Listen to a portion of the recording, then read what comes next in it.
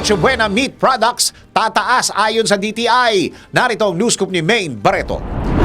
Asahan na ang pagtaas ng presyo ng Noche Buena meat products. Ito'y ayon sa Department of Trade and Industry o DTI, kasunod ng pagsirit ng production costs ng meat processors sa 15% hanggang 20%. Gayunpaman, ayon kay Trade Asec Jean Pacheco, very minimal lamang ang inaasahang taas presyo sa ilang meat products na aabot sa 0 hanggang 4%. Samantala, batay sa monitoring ng DTI sa mga Noche Buena item, hindi naman tumaas ang presyo ng mga produkto, partikular ang ham. Hinimok naman ni Asec Pacheco ang mga consumer na tignan ang Noche Buena guide ng ahensya upang maikumpara ang presyo ng mga produkto at makabili ng items na naaayon sa kanilang mga budget.